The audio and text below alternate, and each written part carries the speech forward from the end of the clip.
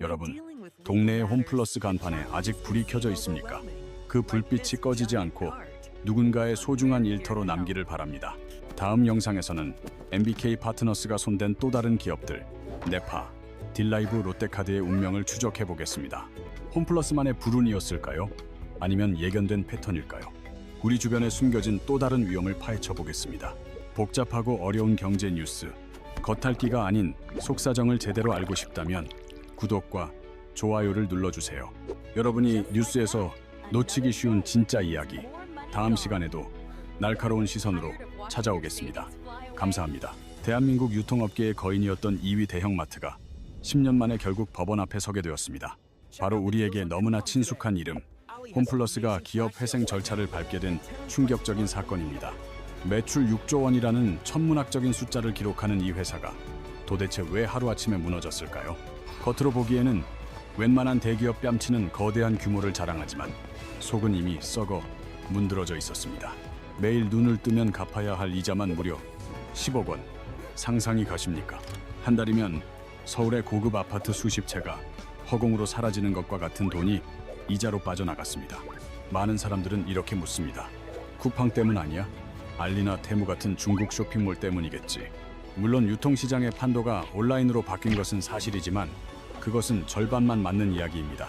경쟁사인 이마트나 롯데마트도 똑같이 힘든 시기를 겪고 있지만 아직 버티고 있으니까요. 유독 홈플러스만 공중분해 위기에 처하게 된 진짜 이유는 따로 깊숙이 숨겨져 있습니다. 방금 말씀드린 매출 6조 원이라는 숫자를 다시 한번 머릿속에 떠올려 보십시오. 수십 개의 중견기업을 합쳐야 나올 수 있는 이 엄청난 매출을 올리면서도 통장은 비어 있었습니다. 통장 잔고가 0원을 넘어 마이너스를 기록하는 기이한 상황. 이것이 홈플러스의 현실이었습니다. 2025년 3월 4일, 홈플러스는 결국 서울회생법원에 기업 회생 절차 개시를 신청했습니다. 흔히 법정 관리라고 부르는 이 절차는 스스로 빚을 갚을 능력이 없다고 백기를 드는 것입니다. 빚이 너무 많아 혼자 힘으로는 도저히 헤쳐나갈 수 없다는 처절한 고백이기도 합니다. 법원은 신청 접수 후 불과 11시간 만에 회생 절차 개시 결정을 내릴 정도로 상황은 급박했습니다. 지금 전국 곳곳의 홈플러스 매장 앞에는 쓸쓸하게 임대문의 현수막이 나부끼고 있습니다. 서울 동대문점, 목동점 등 우리에게 익숙했던 매장들이 이미 셔터를 내리고 문을 닫았습니다. 직원들은 법원 앞에서 눈물을 흘리며 시위했고 월급조차 제때 받지 못하는 처지가 되었습니다. 2025년 12월에는 급여를 2번에 나눠 지급하는 초유의 사태까지 벌어졌는데 회사가 월급 줄 현금조차 말랐다는 뜻입니다. 도대체 무슨 일이 있었던 걸까요? 숫자만 보면 매출은 조 단위인데 왜 회사는 빈털터리 신세일까요? 여기서 우리가 놓치기 쉬운 함정이 하나 있습니다. 매출이 크다고 해서 그 회사가 건강한 것은 절대 아니라는 사실입니다. 매출은 물건을 팔아 들어온 돈의 총합일 뿐 거기서 직원 월급, 전기세, 물건값을 다 빼야 진짜 내 돈입니다. 그리고 가장 무서운 것, 빚이 있다면 꼬박꼬박 막대한 이자도 내야 합니다. 홈플러스의 비극은 여기에 있었습니다. 홈플러스의 문제는 벌어들이는 돈보다 나가는 돈, 특히 이자로 빠져나가는 돈이 상상을 초월했다는 점입니다. 하루 이자만 10억 원, 한 달이면 300억 원, 1년이면 수천억 원이 아무런 대가 없이 사라지는 구조였습니다. 아무리 장사를 잘해서 물건을 많이 팔아도 이 정도의 살인적인 이자를 감당하면서 회사를 키우는 건 불가능합니다. 마치 구멍이 뻥 뚫려 물이 콸콸 새는 배를 타고 항해하는 것과 다를 바가 없습니다. 아무리 노를 저어도 가라앉을 뿐이죠. 그렇다면 왜 이렇게 감당할 수 없는 빚더미에 앉게 되었을까요? 홈플러스가 장사를 못해서일까요? 아닙니다. 놀랍게도 이 거대한 빚은 홈플러스가 스스로 만든 게 아닙니다. 누군가가 억지로 떠넘긴 것입니다. 그 누군가는 바로 홈플러스의 새 주인이었습니다. 여기서 홈플러스 몰락의 진짜 원인이 드러납니다. 홈플러스가 무너진 건 장사를 못해서가 아니라 주인이 잘못 바뀌면서 시작된 예고된 인재였습니다. 2015년 홈플러스의 운명을 완전히 뒤바꿀 새로운 주인이 등장했고 그때부터 회사의 시계는 거꾸로 돌기 시작했습니다. 보통 홈플러스가 위기라고 하면 대부분은 쿠팡 때문이겠지 혹은 중국 쇼핑몰 때문이야 라고 생각합니다. 물론 시대가 변한 건 맞습니다. 스마트폰 하나면 집에서 편하게 장을 볼 수 있는 세상이 되었으니까요. 쿠팡의 로켓 배송은 밤늦게 주문해도 다음날 아침이면 문 앞에 도착하니 굳이 마트에 갈 필요가 없어졌습니다. 무거운 짐을 들고 낑낑대며 집으로 돌아올 필요가 없는 편리한 세상. 이것이 대형마트에 타격을 준 건 사실입니다.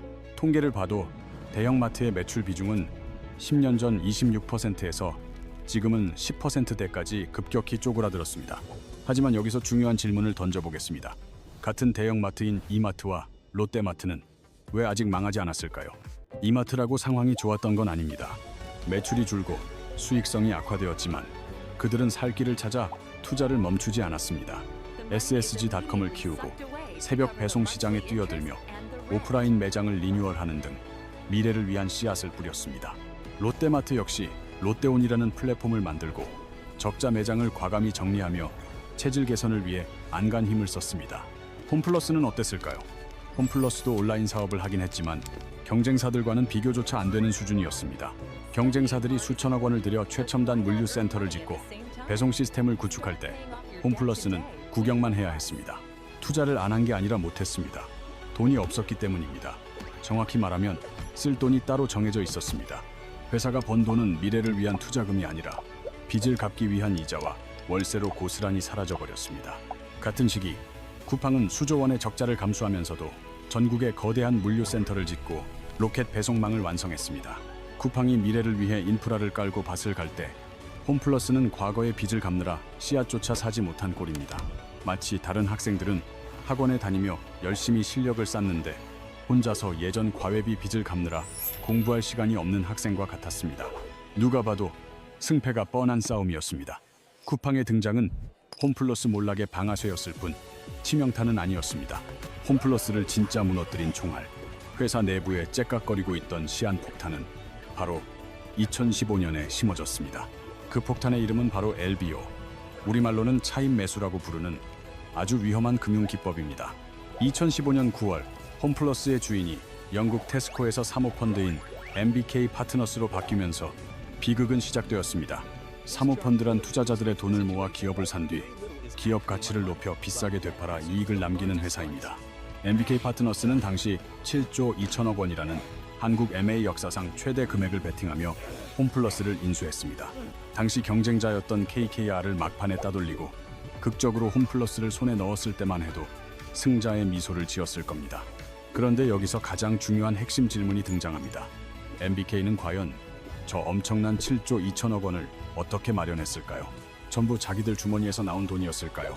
천만에요. 그중 내 돈은 일부에 불과했고 나머지는 다 빚이었습니다. 무려 4조 3천억 원을 빚으로 충당했는데 놀랍게도 그 빚의 담보는 MBK가 아닌 홈플러스 자산이었습니다.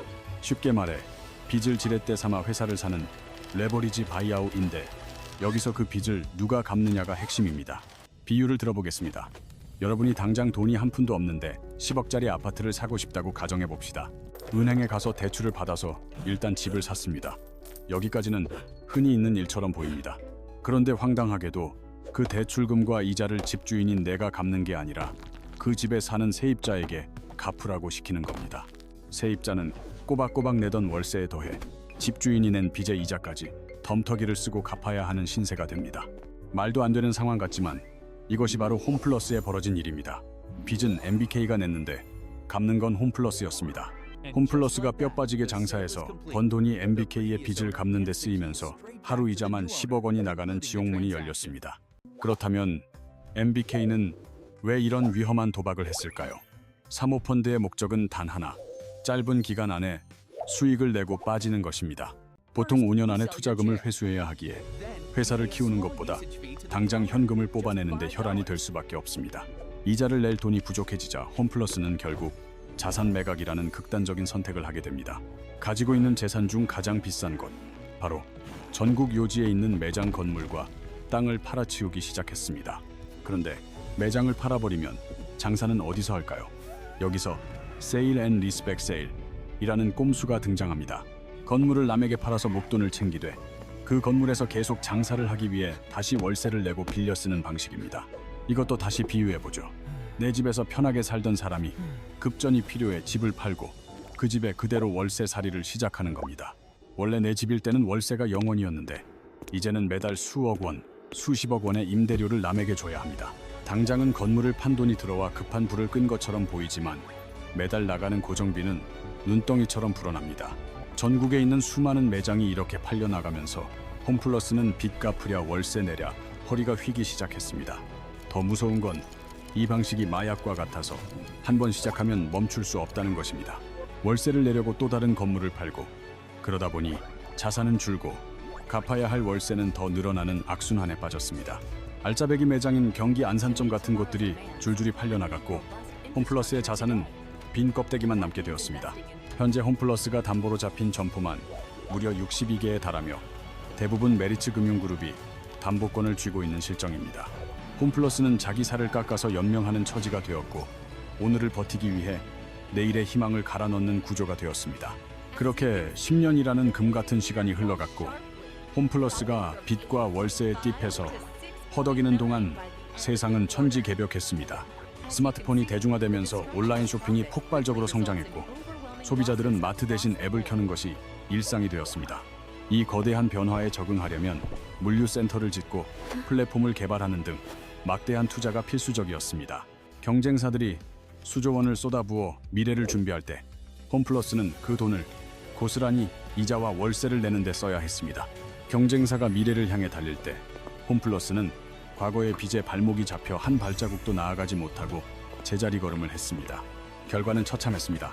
인수 전 8조 5천억 원이 넘던 매출은 이제 6조 9천억 원대로 곤두박질 쳤습니다. 연간 2천억 원씩 이익을 내던 우량 기업이 이제는 3년 연속 수천억 원대의 적자를 기록하는 부실 기업이 되었습니다. 회사가 무너지면서 직원들도 떠나갔습니다. 2만 5천 명이던 직원은 1만 9천 명으로 줄어 5천 개가 넘는 일자리가 사라졌습니다. 더 이상 팔 건물이 없어진 MBK는 결국 회사를 쪼개서 일부만 파는 분리 매각이라는 카드를 꺼내들었습니다. 목표물은 홈플러스 익스프레스였습니다. 대형마트보다 작지만 도심에 있어 알짜배기 수익을 내는 슈퍼마켓 사업 부문입니다. 이것은 마치 피자에서 맛있는 토핑만 쏙 빼서 팔고 남은 도우는 버리겠다는 것과 다를 바 없는 전략이었습니다. 맛있는 부분만 팔아버리면 남겨진 대형마트 부문은 경쟁력을 잃고 껍데기만 남게 될 것이 불을 보듯 뻔했습니다. 노동조합은 즉각 반발했습니다. 회사를 조각조각 내서 파는 것은 결국 남은 직원들의 일자리를 없애는 행위이기 때문입니다. 시장의 반응도 싸늘했습니다. 쿠팡이나 농협 등이 인수 후보로 거론됐지만 정작 실제로 나선 곳은 아무도 없었습니다. 침몰하는 배에서 구명보트 하나만 산다고 해도 이미 배 전체가 가라앉고 있다면 그 가치는 떨어질 수밖에 없습니다. 결국 2025년 11월 진행된 본 입찰에서 단 한 곳의 기업도 참여하지 않아 매각은 완전히 무산되었습니다. 알짜 사업부만 떼어내도 사겠다는 사람이 없다는 건 시장이 이미 홈플러스의 회생 가능성을 낮게 보고 있다는 뜻입니다. 상황이 이 지경인데도 홈플러스는 법정 관리 직전까지 기업 어음 CP를 발행해 자금을 조달하는 무리수를 두었습니다. 기업 어음이란 나중에 갚을 테니 돈 좀 빌려달라는 약속 증서인데 이걸 믿고 산 투자자들이 문제입니다. 홈플러스가 곧 법정 관리에 들어갈 줄은 꿈에도 모르고 회사의 신용만 믿고 돈을 빌려준 셈입니다. 만약 회사가 위기를 알면서도 이를 숨기고 어음을 팔았다면 이건 명백한 사기이자 도덕적 해이입니다. 터지기 일보 직전인 폭탄을 아무것도 모르는 사람들의 손에 쥐어주고 도망친 것과 다를 바 없습니다. 현재 서울중앙지검은 이 문제를 심각하게 보고 김병주 MBK 회장을 피의자 신분으로 조사하고 있습니다. 기업 회생을 계획하면서도 위험을 알리지 않고 투자자에게 손실을 떠넘기려 했는지가 수사의 핵심입니다. 도덕적 논란은 이뿐만이 아닙니다. 회사를 살리겠다며 야심차게 내놓은 메가푸드마켓 전략도 도마 위에 올랐습니다. 2022년부터 홈플러스는 신선식품과 체험을 강조하며 매장을 화려하게 리뉴얼하는 데 집중했습니다. 온라인이 따라올 수 없는 오프라인만의 강점인 식품의 승부를 걸어보겠다는 그럴듯한 전략이었습니다. 언론에는 매출이 늘었다며 대대적으로 홍보했고 마치 홈플러스가 부활하는 것처럼 포장했습니다. 하지만 실상은 달랐습니다. 매출은 조금 늘었을지 몰라도 영업이익은 여전히 마이너스 밑에서 빠져나오지 못했습니다.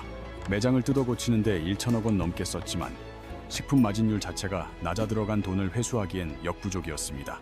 신용평가사조차 리뉴얼 비용 때문에 재무 부담만 더 커졌고 흑자 전환은 어렵다고 냉정하게 평가했습니다. 화려한 포장지로 감싼다고 해서 속이 썩어버린 과일이 다시 신선해질 수는 없는 법입니다. 과도한 빚이라는 근본적인 원인은 그대로 둔 채 겉모습만 바꾸는 보여주기식 처방에 불과했기 때문입니다. 이제 잔치는 끝났습니다. 화려했던 리뉴얼 파티가 끝나고 냉혹한 계산서가 날아오기 시작했습니다. 그런데 억울하게도 그 계산서를 받아든 건 MBK 파트너스가 아니라 애꿎은 직원들과 협력 업체들입니다. 홈플러스에서 일하는 2만여 명의 직원들, 물건을 납품하던 수많은 사장님들 그리고 소비자들이 피해자가 되었습니다. 직원들은 하루아침에 내 일터가 없어질지 모른다는 공포 속에서 하루하루를 보내고 있습니다.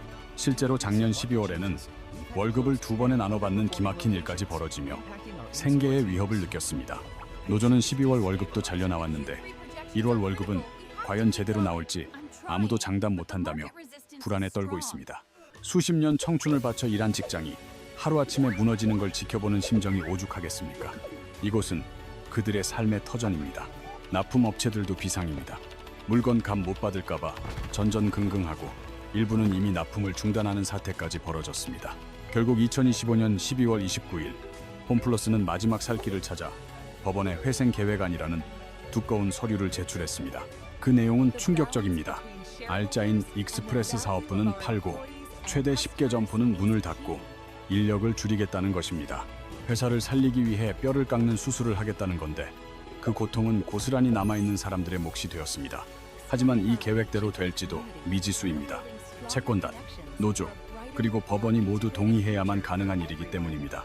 여기서 우리는 묻지 않을 수 없습니다. 열심히 일하고 성실하게 거래한 죄밖에 없는 이들이 왜 고통받아야 할까요?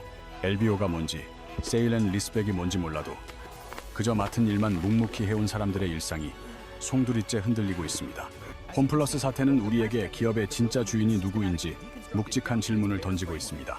주식을 가진 주주만이 주인일까요? 회사를 움직이는 직원, 물건을 대는 거래처, 믿고 찾는 고객은 주인이 아닐까요? 기업은 단순히 돈을 벌기 위한 기계가 아니라 수많은 사람의 삶이 얽혀있는 사회적 존재라는 사실을 잊지 말아야 합니다. 사모펀드 자체가 악은 아닙니다. 제대로 된 투자라면 기업 가치를 높여 모두가 윈윈하는 결과를 만들 수도 있습니다. 하지만 홈플러스의 사례는 단기 이익에 눈이 멀어 회사의 미래를 갉아먹으면 어떤 비극이 일어나는지 보여주는 반면교사입니다. 홈플러스의 몰락은 단순한 경영 실패가 아니라 잘못된 금융 기법이 건실한 기업을 어떻게 망가뜨리는지 보여주는 증거입니다.